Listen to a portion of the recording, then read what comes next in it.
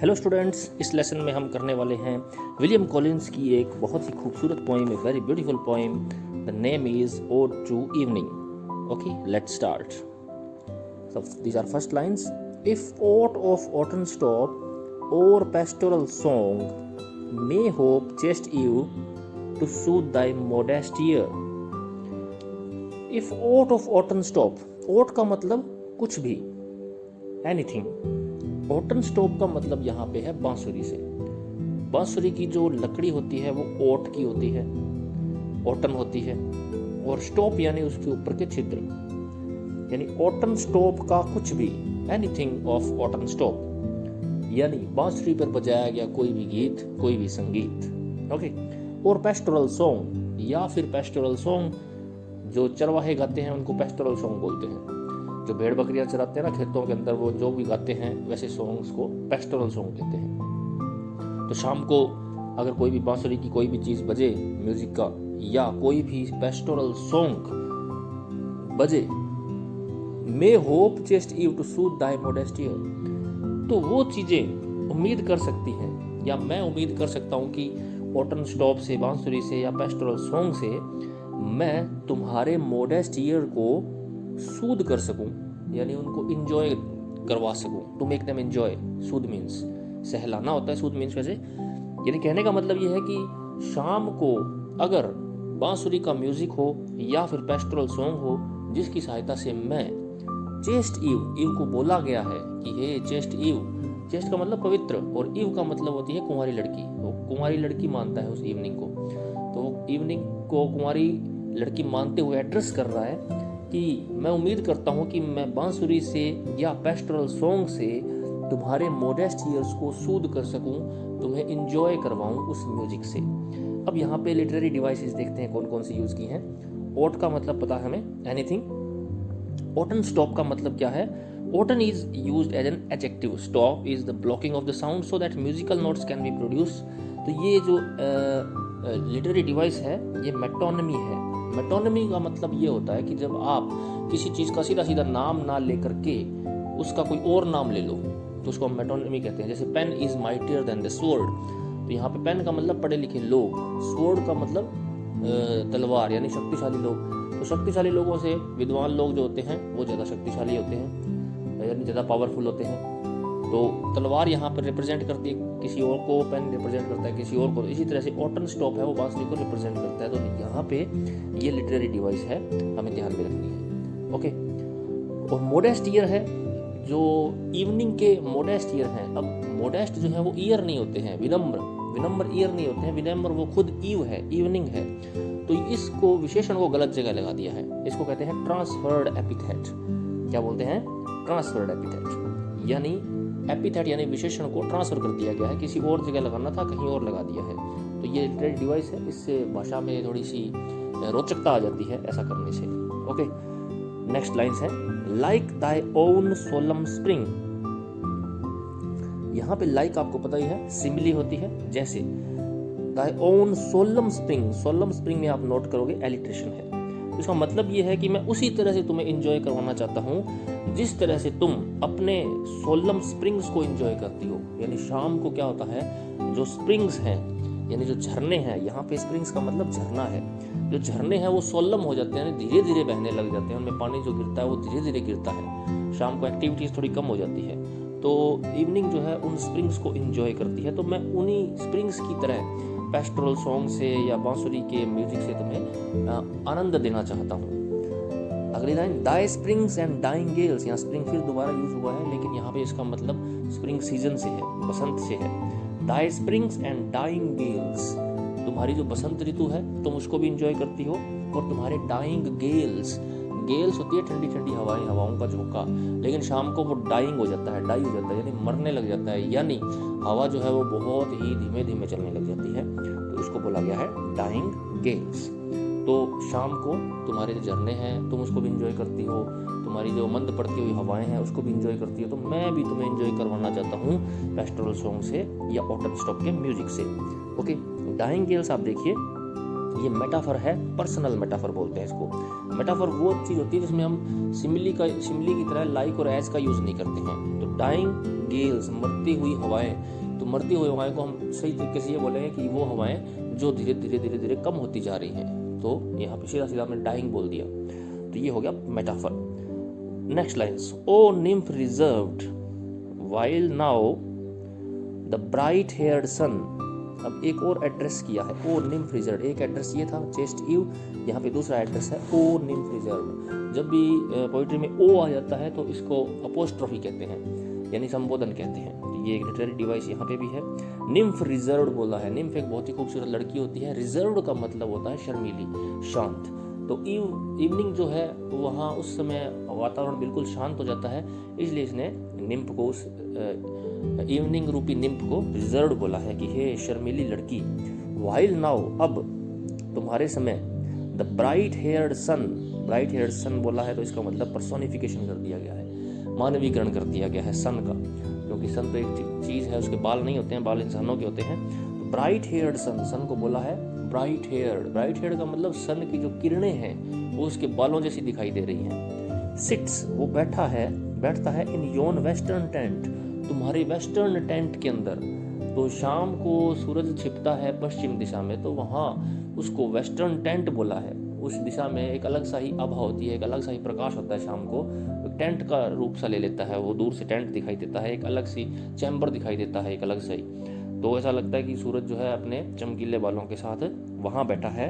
Whose cloudy skirts, अब ये skirt जो है उसके वस्त्र हैं, और वो वस्त्र कैसे हैं, क्लाउडी है, यानी बादल नुमा स्कर्ट्स हैं, बादल ही होंगे जो उसके चारों ओर फैले हुए हैं, उसकी स्कर्ट बना रखी है उन्होंने। ओके, स्कर्ट का देखिए क्लोथ्स लिखाया हुआ है। तो with breed ethereal वोव, breed ethereal वोव, ये जो है उसके हेयर हैं, breed ethereal वोव।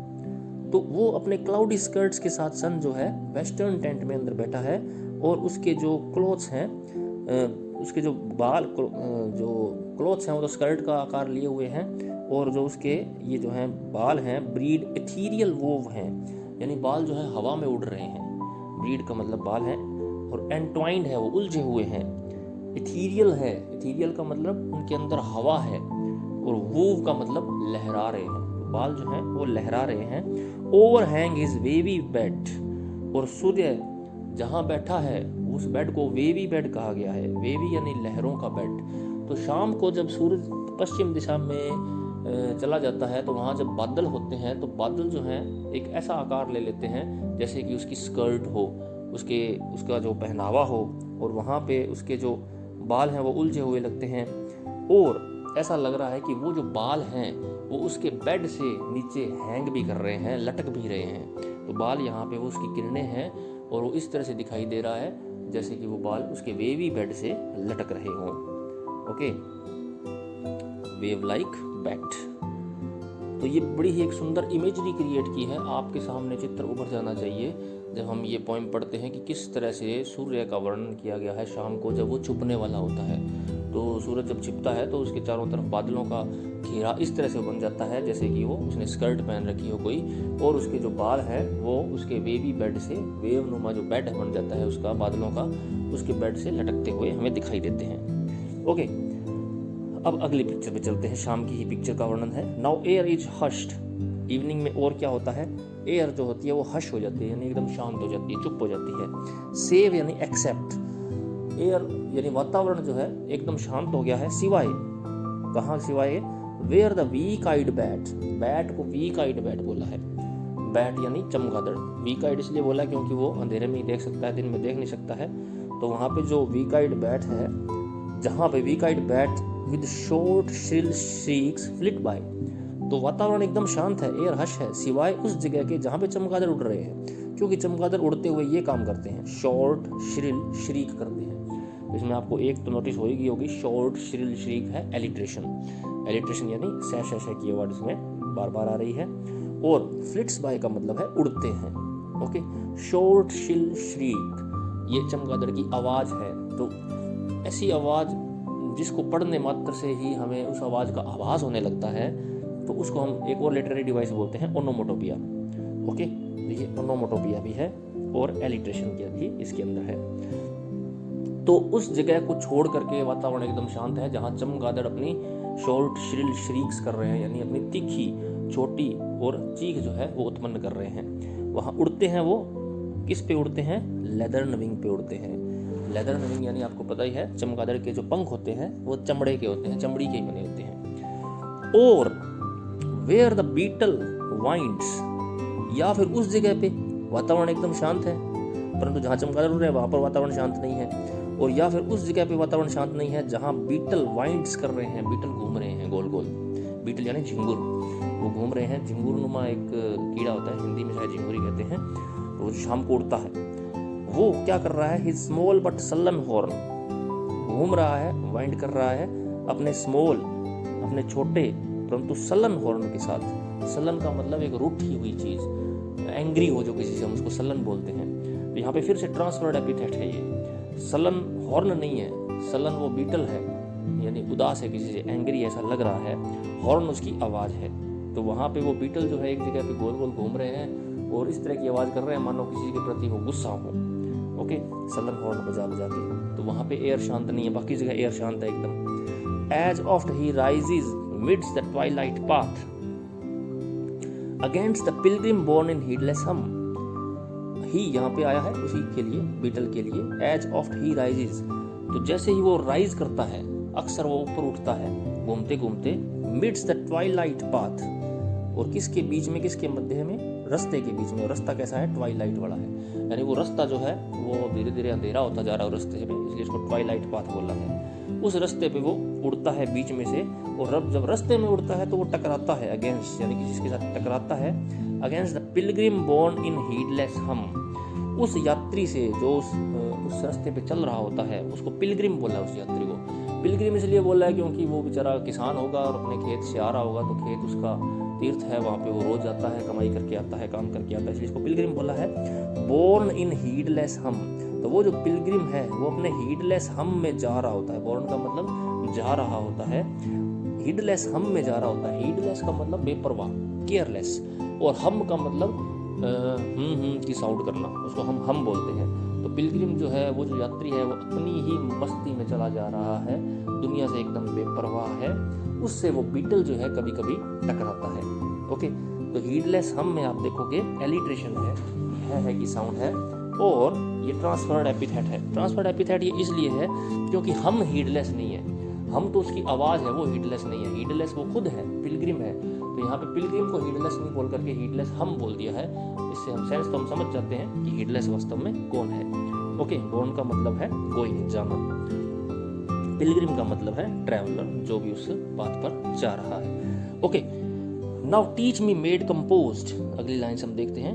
Now teach me made compose, अब देखो एक नाम और ले लिया यू का, ये अपोस्ट्रोफी हो गया, यहाँ पे इसको पुकार रहा है, संबोधन कर रहा है। मेड कंपोज्ड, कंपोज का मतलब फिर से शांत, शर्मीली। ओके, काम, शांत। तो मेड का मतलब एक लड़की जो कुंवारी हो। तो नाउ टीच मी, वो उससे कहता है, कुंवारी लड़की को संबोधन करके कहता है, मेड कंपोज, मुझे सिखाओ। क्या सिखाओ? To breathe some softened strain. Breathe का मतलब उच्चारण करना है, सांस लेना नहीं है। यहाँ पे ब्रीथ का मतलब उच्चारण करना। सम सॉफ्टन्ड स्ट्रेन, कुछ कोमल कोमल गाने सिखाओ मुझे, क्योंकि तुम्हारा वातावरण इतना कोमल है, तुम खुद इतनी कोमल हो, तुम्हें गाने भी वैसे ही पसंद है, तो मुझे भी सिखाओ ना, मैं तुम्हें एंजॉय करवाऊँ। शुरू में भी इसने कहा था कि मैं बांसुरी के सॉन्ग से या पेस्टोरल सॉन्ग से तुम्हें एंजॉय करवाना चाहता हूँ।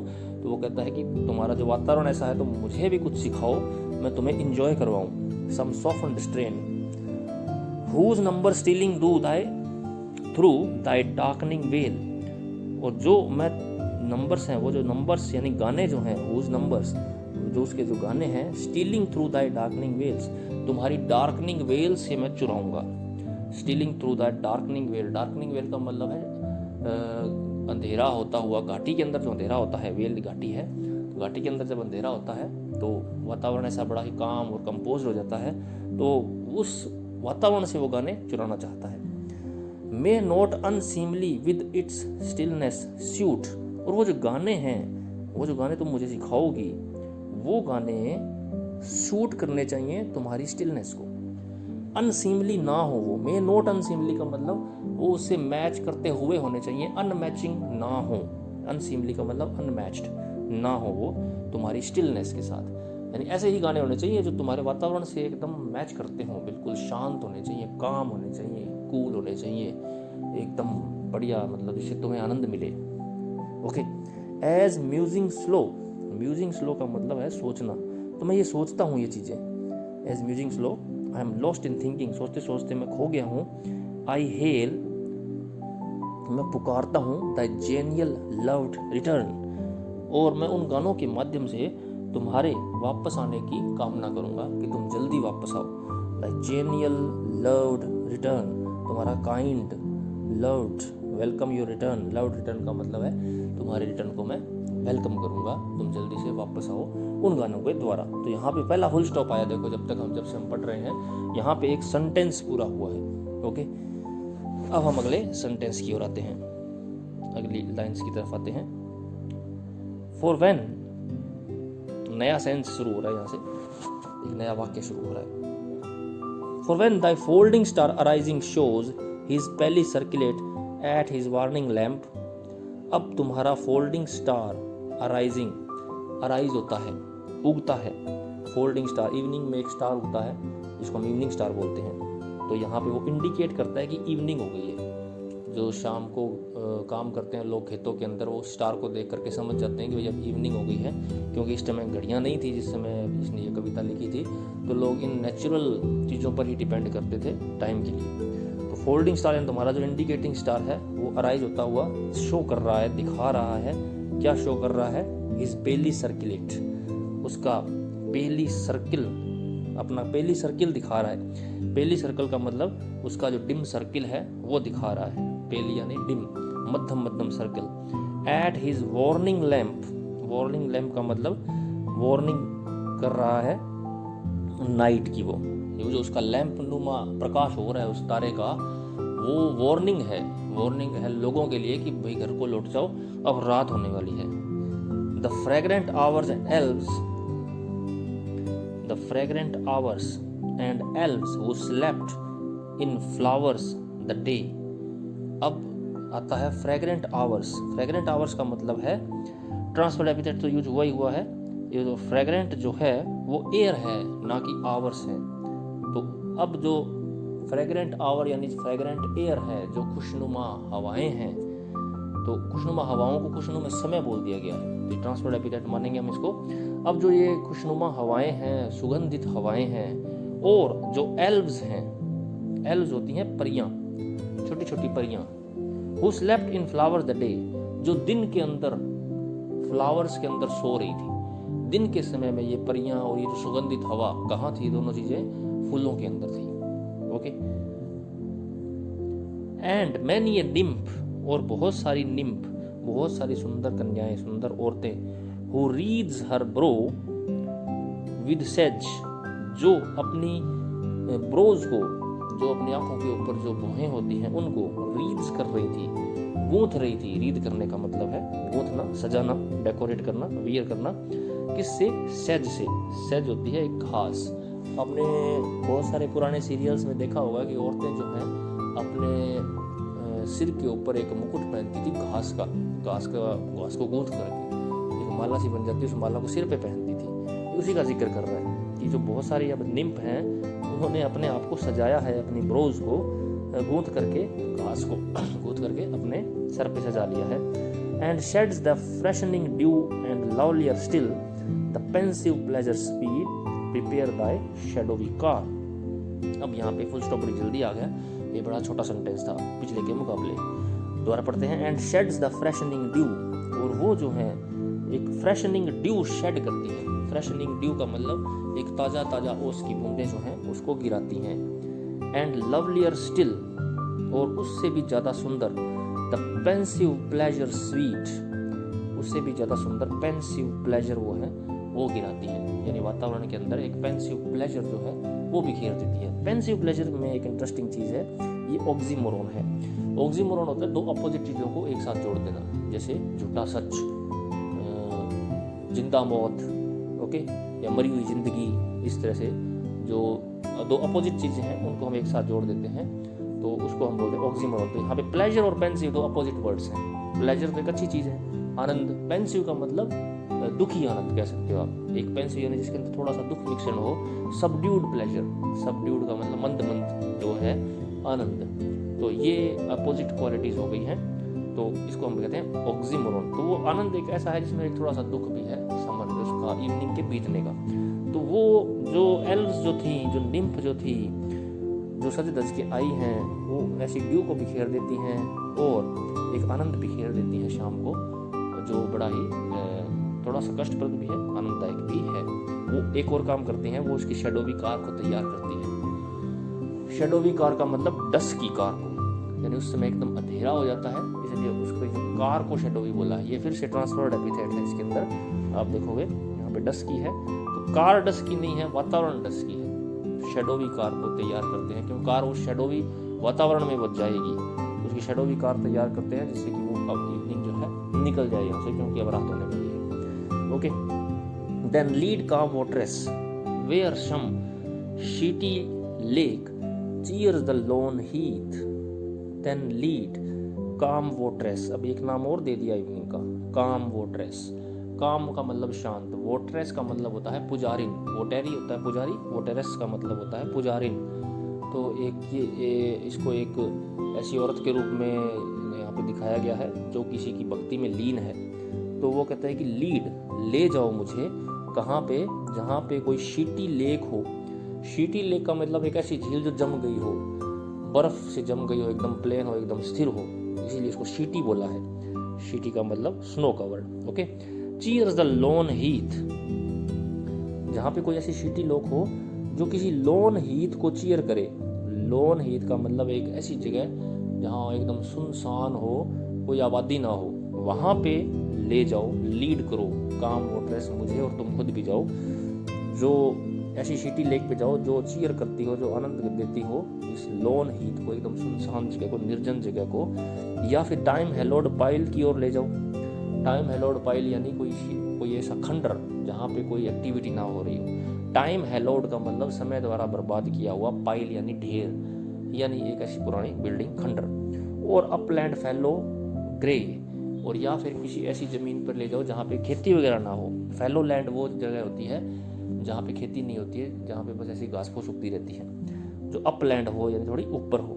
Reflect it's last cool gleam, वहाँ पे अपनी लास्ट कूल ग्लीम जो है रिफ्लेक्ट करो। लास्ट ग्लीम यानी सूर्य की जो अंतिम किरण होती है उसको लास्ट कूल ग्लीम बोला है। तो उस पर तुम अपनी अंतिम किरण जो है वहाँ पे बिखेरो, वहाँ चले जाओ। तो बड़ा ही सुंदर दृश्य यहाँ पे क्रिएट किया गया है, यानी इवनिंग जो है वो इन जगहों पे जब इवनिंग होती है तो बड़ा ही अच्छा मनोरम दृश्य उत्पन्न होता है। ओके, अब यहाँ पे हम नोट करोगे एक और फुल स्टॉप आ गया है, तो यहाँ पे ये सेंस जो है खत्म हो गया है। तो इस पिछले सेंस में उसने ये कहा था कि मुझे ले चलो, या तो सिटी इस जगह पे ले चलो, लोन हीथ में ले चलो जहाँ पर सिटी लेक हो जो एंजॉय कराए, या किसी खंडर में ले चलो, या फिर अपलैंड फैलो ग्रे में ले चलो जहाँ पे लास्ट कूल ग्लीम इवनिंग की गिरती हो। और आगे वो कहता है बट, परंतु व्हेन चिल ब्लस्टरिंग विंड्स, जब ठंडी ठंडी तेज हवाएं जो चलती हैं, या फिर रेन, ड्राइविंग रेन, फॉरबिड माई विलिंग फीट, अगर वो मेरे फीट को रोक दें। माई विलिंग फीट यानी मैं जाना चाहता हूँ, लेकिन इन वजहों से अगर मैं जा ना पाऊँ उन जगहों पे जहाँ पे जाने की मैंने तुमसे प्रार्थना की है। बी माइंड द हट, तो काश मेरे पास कोई एक ऐसी हट होती। वो सोचता है कि मेरे पास एक ऐसी हट होती जहाँ पर बैठ करके मैं, जो एक माउंटेन साइड पे होती, that from the mountain side, जो पहाड़ी पर होती एक हट, जहाँ से मैं देख सकता views wild and swelling floods, जहाँ से ऊपर से मैं देख सकता वाइल्ड और स्वेलिंग फ्लड को देख सकता, यानी जो बहुत ज़्यादा पानी आ जाता है कई बार नदियों में, उसको फ्लड बोलते हैं, तो मैं उसको देख पाता, ऐसी हट में होता मैं। या फिर हैमलेट को देख सकता, ब्राउन हैमलेट को, हैमलेट होता छोटा सा गांव। तो ये कहता मेरी झोंपड़ी तो ऊपर होती, तो ऊपर से मैं उस छोटे से गांव को देख सकता। तो देखिए आप इवनिंग में कितना कैसा लगता, एक पहाड़ी के ऊपर एक छोटी सी हट हो और उस हट से हम नीचे वाले गाँव का दृश्य देखें तो कैसा लगता, वो हमारे सामने दृश्य उभर के सामने आता है। एंड डिम डिस्कवर्ड स्पायर्स, और वहाँ से एक चीज़ और देखता, वो हैमलेट भी देखता, और डिम डिस्कवर्ड यानी बड़े ही मध्यम दिखाई देते हुए स्पायर्स यानी टावर, जो चर्च के जो टावर होते हैं वो भी देखता हूँ, क्योंकि हैमलेट छोटा सा गांव है तो वहाँ सकता है एक चर्च भी हो तो वो उसको टावर भी दिखाई देते दूर से। And hears their simple bell, और उनकी जो घंटियाँ हैं वो भी उनको सुनता। तो सिंपल बेल भी ट्रांसफर्ड एपिथेट है, बेल सिंपल नहीं है, बेल जिस जगह पे बेल है वहाँ के लोग सिंपल हैं, जिस जगह से वो आवाज़ आ रही है चर्च की वहाँ के जो लोग हैं वो सिंपल हैं, ये भी ट्रांसफर्ड एपिथेट है। And marks o'er all the dewy fingers draw the gradual dusky veil, और वहाँ से वो देखता, मार्क करता, नोटिस करता, क्या नोटिस करता कि किस तरह से जो इवनिंग की जो ड्यूई फिंगर्स हैं, इवनिंग की जो गीली गीली फिंगर्स हैं ड्यू से, वो किस तरह से एक डस्क की व्हील को ड्रॉ कर रही हैं, यानी पूरे हैमलेट के ऊपर एक पर्दा, व्हील यानी पर्दा जो है अंधेरे का जो पर्दा है वो धीरे धीरे धीरे धीरे गहराता जा रहा है। तो इवनिंग जो है वो अंधेरे के पर्दे को खींच रही है, ग्रेजुअल यानी धीरे धीरे। वहाँ से वो देखता हट से, एक बड़ा ही सुंदर दृश्य हमारे सामने प्रस्तुत किया है कवि ने। अब ऋतु वाइज, सीजन वाइज वर्णन है कि किस सीजन में इवनिंग के साथ क्या होता है। Okay, while spring shall pour his showers as oft he wont, spring में क्या होता है, स्प्रिंग क्या करेगी, सभी का पर्सोनिफिकेशन किया गया सभी ऋतुओं का। बसंत ऋतु क्या करेगी, पोर हिज शॉवर्स, वो अपनी शॉवर्स को पोर करेगी, उड़े लेगी, यानी अपनी जो बारिश की जो छींटे हैं वो उनके ऊपर उड़े लेगी शाम को। As oft he wont and bathe thy breathing tresses, और तुम्हारे खुशनुमा बालों को, खुशबूदार बालों को, ब्रीदिंग यानी खुशबूदार, ट्रेसेस यानी बाल, खुशबूदार बालों को तुम्हारे भिगो देगी। मी कैस्ट यू, एक और नाम दिया इवनिंग का, मी कैस्ट यू का मतलब एकदम विनम्र लड़की। While summer loves to support beneath the lingering light, summer जो है वो तुम्हारी लॉन्ग लास्टिंग जो लाइट है, लिंगरिंग लाइट का मतलब जो लंबे समय तक रहने वाली लाइट हो, क्योंकि समर में इवनिंग लंबी हो जाती है, जल्दी से अंधेरा नहीं होता है, तो समर उसके अंदर खेलना पसंद करेगा। वाइल सैलो ऑटम, ऑटम को सैलो बोला है, सैलो का मतलब येलो कलर का, क्योंकि ऑटम के अंदर पत्ते झड़ जाते हैं, पीले पड़ जाते हैं, फसल कट जाती है, तो हर तरफ ब्राउन एटमॉस्फेयर हो जाता है, तो उसको सैलो ऑटम बोला है। सैलो ऑटम जो है फिल्स द लैप विद लीव्स, तुम्हारी गोद पत्तियों से भर देता है, क्योंकि पत्तियां झड़ जाती हैं, जैसे इवनिंग की जो गोद है वो पत्तियों से भर जाती है। और winter yelling through the troublous air, और विंटर जो है वो क्या करती है, येल करती है, चिल्लाती है अपनी ट्रबलस एयर के थ्रू। ट्रबलस का मतलब अपनी भयंकर तेज तेज चलने वाली एयर है उनके द्वारा वो चिल्लाती है। अफ्राइट्स दाई श्रिंकिंग ट्रेन, और वो तुम्हारे ट्रेन को फाड़ देती है। ट्रेन होता है, कई लड़कियां ऐसे ऐसे कपड़े पहनती हैं जो वो दूर दूर तक लटकते हैं, पीछे जो लबादा सा होता है उनके वो लटकता रहता है, उसको ट्रेन बोलते हैं। तो वो विंटर जो है चीखती चिल्लाती हुई उसकी हवाएं हैं तुम्हारी पोशाक को फाड़ देती है, तुम्हारी श्रिंकिंग ट्रेन को, सिकुड़ती हुई ट्रेन को फाड़ देती है। And rudely rents Dai ropes, और तुम्हारे रोब्स को भी रेंड कर देती है, चीर देती है, रूडली यानी बड़े ही अभद्र तरीके से। So long sure founded beneath the sylvan set, shall fancy, friendship, science, rose-lipped health, thy gentlest influence own and him thy favorite name। अब फिर से पर्सोनिफिकेशन किया है बहुत सारी चीज़ों का, इन चीज़ों का देखिए आप, फैंसी का, फ्रेंडशिप का, साइंस का और रोज लिप्ड हेल्थ का, ये सभी को मानवीकरण किया गया है। ये सभी जो लोग हैं ये इंजॉय करते हैं और इसके इन्फ्लुएंस को मानते हैं। दाई जेंटलेस्ट इन्फ्लुएंस ऑन, तुम्हारा जो इन्फ्लुएंस इसके ऊपर पड़ता है इन सभी लोगों पे, इन सभी चीज़ों पे, इवनिंग का, उसको वो सब मानते हैं। And him Dai favourite name, और तुम्हारे नाम का जाप करते हैं इवनिंग का। यानी इवनिंग एक ऐसा समय है दिन का जिसमें ये सारी चीज़ें फलती फूलती हैं अच्छे से, यानी इंसान का मूड अच्छा होता है, उसकी कल्पना शक्ति बढ़ती है, फ्रेंडशिप अच्छी बढ़ती है, उस साइंस का नॉलेज अच्छा बढ़ता है, और रोज लिप्ड हेल्थ भी अच्छी हो जाती है। इवनिंग में मूड एकदम अच्छा हो जाता है। ओके, तो सभी जो हैं इसका गुणगान करते हैं इवनिंग का। ओके, और तुम्हारी सिल्वन सेट जो है उसके नीचे इंजॉय भी करते हैं। ओके स्टूडेंट्स, तो ये थी हमारी ओड टू इवनिंग। अगर आपको पसंद आई हो तो लाइक जरूर कीजिए, सब्सक्राइब कीजिए, और अगर कोई आपकी क्वेरीज हो तो कमेंट जरूर करिए, और कोई सजेशन हो तो भी जरूर बताइए। Thank you students, good bye, good luck.